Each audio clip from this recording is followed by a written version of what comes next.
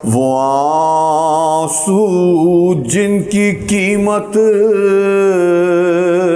خود محمد مصطفیٰ دیں گے۔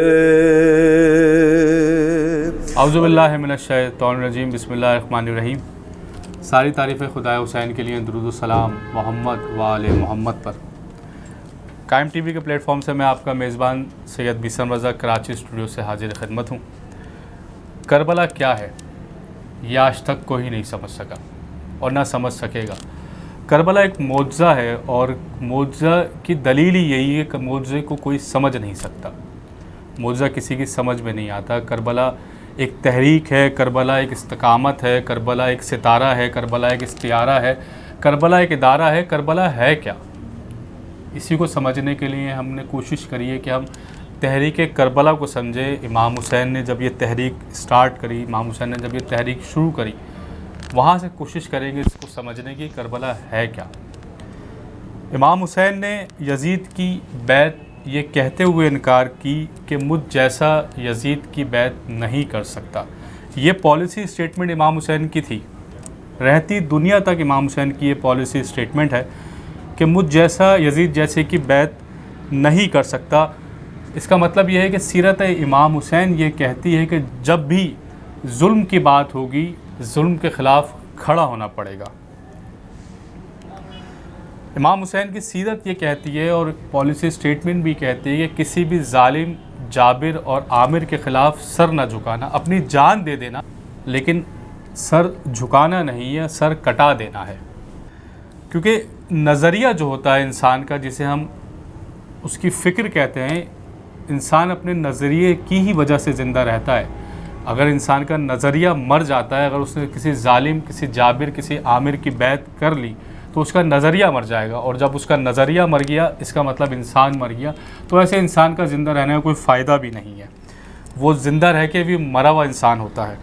بقول شاعر، جب بھی ضمیر کا سودا ہو دوستوں، جب بھی ضمیر کا سودا ہو دوستوں، تو ڈٹ جاؤ حسین کے انکار کی طرح۔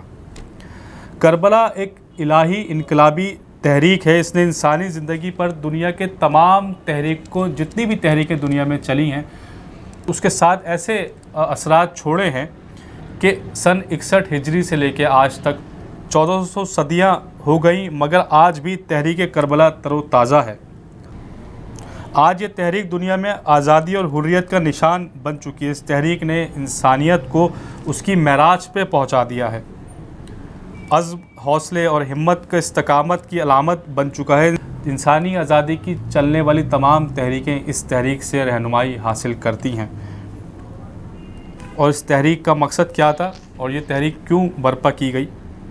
اسلام اور انسانیت کی بقا کے لیے چلنے والی اس تحریک کے الہی قائد یعنی مولا حسین نے خود اپنے بھائی کے نام اپنی وصیت میں اس مقصد کو بیان فرمایا کہ میرا نکلنا نہ خود پسندی ہے، اور نہ میں تفریح کی غرض سے نکل رہا ہوں، میں صرف اس لیے نکل رہا ہوں کہ میں اپنے نانا کی امت کی اصلاح کر سکوں، نہیں عن المنکر اور عمل بالمعروف کو انجام دے سکوں۔ امام کے ان جملوں پر ذرا غور کریں تو بات واضح ہو جائے گی کہ امام نے ان تمام وجوہات کی نفی کر دی کہ جن وجوہات کی بنا پر اس زمانے میں جنگیں ہوا کرتی تھی۔ مثلا لوگ جنگ کیوں کرتے تھے؟ خود پسندی کے تحت لوگ جنگ کرتے تھے اس زمانے میں، یعنی ظلم کر کے جنگ کرتے تھے۔ اور امام حسین نے جب اس تحریک کا آغاز کیا تو امام حسین نے ان سب کی نفی کر دی۔ خود پسندی کے لیے لوگ جنگیں کیا کرتے تھے، امام حسین نے ظلم کے خاتمے اور فساد کی جڑیں کاٹنے کے لیے اس تحریک کا آغاز کیا۔ آپ ایک عظیم، عادل اور عظیم مسیحا تھے، اور ایسا کیوں نہ ہوتا کہ آپ اس عظیم ہستی کے فرزند ہیں جس کے بارے میں ایک عیسائی رائٹر نے جس کا نام جارج ہے، اس نے اپنی مشہور ایک زمانہ کتاب ندائے عدالت انسانی میں لکھتا ہے کہ علی کو ان کی شدت عدل کی وجہ سے قتل کیا گیا۔ خود مولا علی علیہ السلام یہ فرماتے ہیں کہ جتنے بھی حکمران اس دنیا میں آئے ہیں ان سب سے دشمنی کی گئی ان کے ظلم کی وجہ سے، یعنی حاکم ظلم کرتا ہے تو لوگ اس سے دشمنی کرتے ہیں۔ میں واحد حکمران ہوں اس دنیا کا جس سے دشمنی کی گئی عدل کی وجہ سے، میرے انصاف کی وجہ سے۔ اسی لیے امام حسین نے اپنے نانا کی کی سیرت اور اپنے بابا کی سیرت پر چلتے ہوئے اس تحریک کا آغاز کیا۔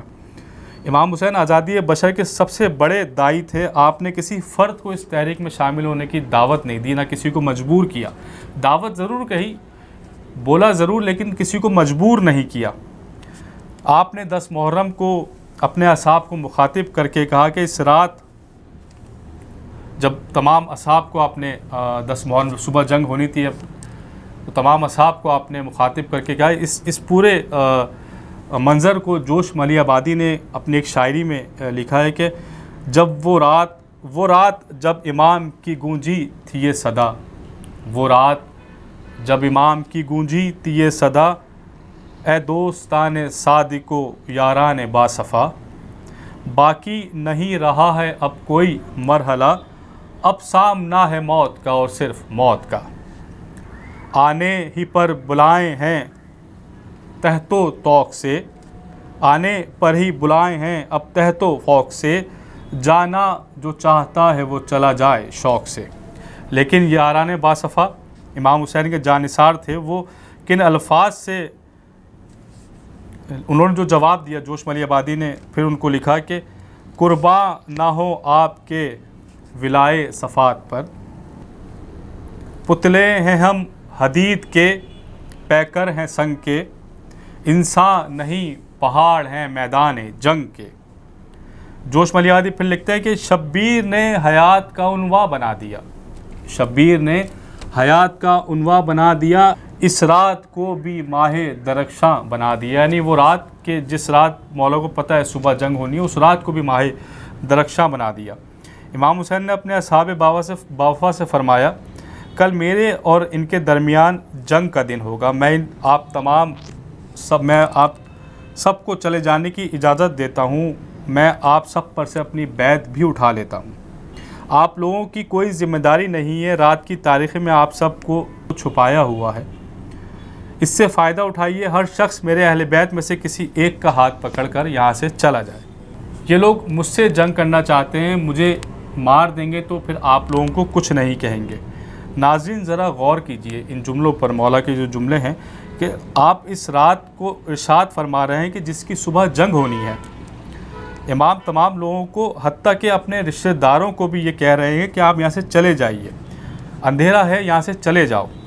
شاید اس لیے بھی اندھیرا کا آپ نے ذکر کیا ہے کسی کو شرمندگی نہ ہو، اور تمام ذمہ داریوں کو بھی ختم کر رہے ہیں، اور سب سے اپنی بیعت بھی اٹھا رہے ہیں۔ ناظرین یہاں پر سوائے اس تحریک کربلا کے اور آپ کو کہیں بھی اس طرح کا عمل نظر نہیں آئے گا کہ کوئی لیڈر، کوئی رہبر، تو لیڈر رہبر کیا کرتے ہیں کہ جب ان کو پتہ ہوتا ہے کہ صبح کوئی جنگ ہونے والی ہے، کچھ ہوتا ہے، تو لوگوں کو جمع کرتے ہیں۔ مولا حسین کیا کر رہے ہیں کہ لوگوں کو جانے کے لیے کہہ رہے ہیں آپ ایسے چلے جائیں، آنے والے واقعات کے لیے تیار کر رہے ہیں، کیونکہ 10 محرم کا دن کوئی عام دن نہیں تھا، یہ اسلامی اقتدار کی بقا کا دن تھا، یہ کٹ جانے شہید ہونے کا دن تھا، یہ انسانیت کی معراج کا دن تھا۔ 10 محرم کو لشکر یزید سے لوگ مرنے کے لیے امام حسین، آپ کو تاریخ میں ملے گا ناظرین کہ 10 محرم یا 9 محرم کی شب عاشور بھی بہت سے لوگ امام حسین کے لشکر میں شامل ہوئے، جس میں ایک جناب حر بھی تھے، لیکن کوئی بھی، اور سب کو یہ پتہ تھا کہ ہم اس لشکر میں شامل ہوں گے تو ہم مار دیے جائیں گے، لیکن کوئی بھی ایسا نہیں نظر آئے گا جو امام حسین کے لشکر سے وہاں جانے کے لیے نظر آئے۔ سب کو پتہ تھا کہ وہ لشکر جو سامنے ہے یزید کا لشکر، وہ بچ جائے گا، وہ زندہ رہے گا، یہ لشکر قتل کر دیا جائے گا، لیکن وہاں سے تو لوگ آئے قتل ہونے کے لیے، لیکن یہاں سے زندہ رہنے کے لیے آپ کو کوئی نظر نہیں آئے گا۔ بقول جوش ملی آبادی، کربلا سر سے کفن باندھ کے جب آتی ہے، کربلا سر سے کفن باندھ کے جب آتی ہے، وسط ارض و سماوات پہ چھا جاتی ہے، تند و افناس سے فولاد کو برماتی ہے، چڑھ کے نیزے پہ 2 عالم کو ہلا دیتی ہے، کربلا موت کو دیوانہ بنا دیتی ہے، کربلا اب بھی حکومت کو نگل سکتی ہے، کربلا تخت کو تلووں سے مسل سکتی ہے، کربلا خار تو کیا آگ پہ چل سکتی ہے، کربلا وقت کے دھارے کو بدل سکتی ہے، کربلا قلعہ فولاد ہے جراروں کا، کربلا نام ہے چلتی ہوئی تلواروں کا۔ ناظرین اگلے پروگرام میں آپ کے ساتھ پھر ایک دفعہ حاضر ہوں گے۔ تحریک کربلا، کربلا کیا ہے، اس کے ساتھ اپنے میزبان کو اجازت دیجیے۔ السلام علیکم۔